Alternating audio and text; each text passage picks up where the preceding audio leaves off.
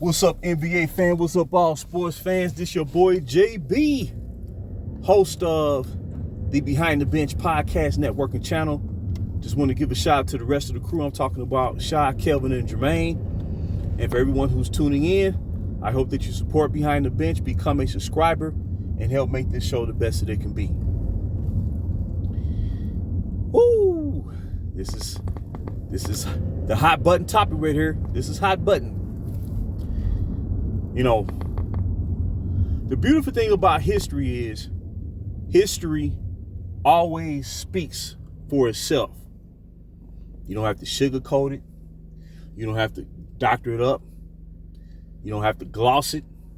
It is what it is. And a lot of times, history can be a beautiful thing because you can learn from it for inspiration.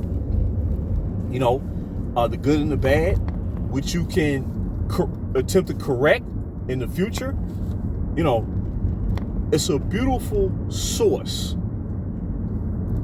because they say history is his story, right?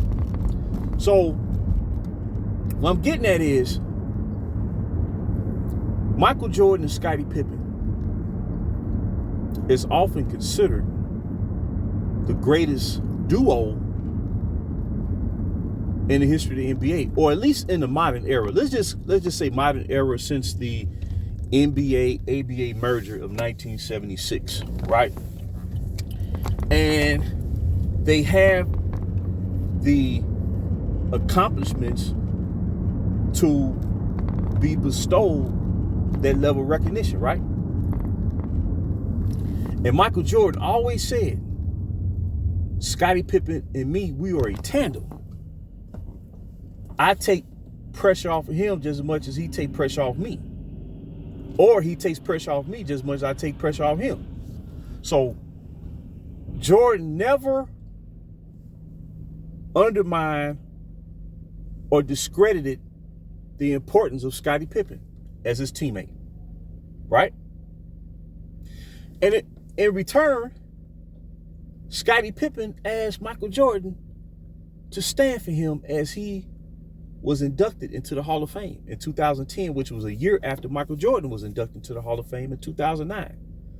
So you leave away watching these two great players, these two great teammates, man, and you leave away, man, you feel good. Like, even if you weren't a fan of Chicago Bulls, you know that their success and what they had to go through to reach the top as teammates and ultimately as a member of the leading players of the Chicago Bulls, man, it was inspirational, man. But now they trying to chip away at that. The talking heads, the pundits, they trying to chip away and distort who's who. They're trying to convince the youth generation of fans that Michael Jordan was Scottie Pippen and Scottie Pippen was Michael Jordan. But because of the history will always show and differentiate the difference between the number one player and the number two player, right? And there's nothing wrong with being a number two guy. You know, both players were overachievers. When you think about it, they were overachievers. They overachieved. Scottie Pippen being drafted out of a Division II school. Michael Jordan drafted by Chicago Bulls as a two guard. When teams traditionally did not attempt to build a team around a two guard, it was always a center or a power forward, right? So they both overachieved. But the difference is, between these two players, Scottie Pippen became an extension of Michael Jordan until Scottie Pippen was able to establish himself as a star player in his own right. See, it's a natural process. This is not something that they just threw together. You see what I'm saying?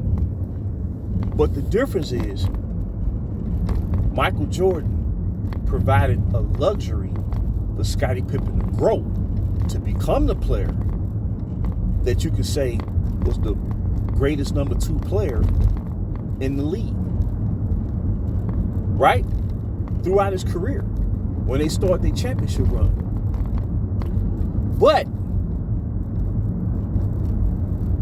whenever there was a game in the playoff where it was must win, there was no option,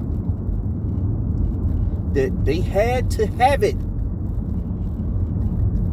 Michael Jordan showed you why he was the number one guy. And Pippen highlighted why he was the number two guy. Because I can give you 5 games during their run, their championship run, where, like, perfect example, Game 7 of the 92 Eastern Conference semifinals between the Bulls and the Knicks, where the Knicks was, they was giving the Bulls the business. Pushed them to the brink of elimination. They called this series the war. It was that intense. It was that physical, right? And Xavier McDaniel threw Scottie Pippen off his game, right? So here go Game 7. If the Bulls lose, their run is over. It's done.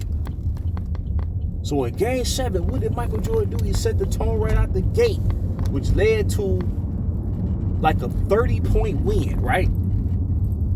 Scottie Pippen in that game had 17 points. He didn't play bad at all. But Jordan had 42. And made a play of the ages on Xavier McDaniel where he deflected the ball off McDaniel's hands, who got a steal off Jordan, and he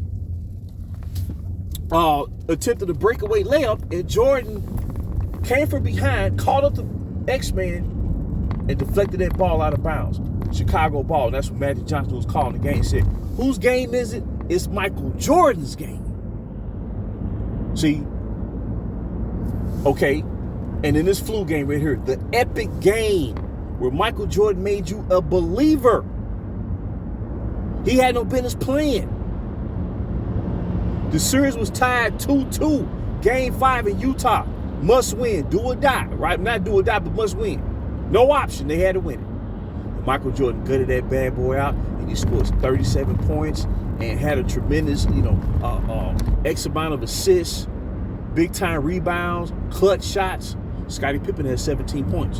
And after the game, Scottie Pippen said Michael Jordan carried this team and the city of Chicago on his back, and we should have played better.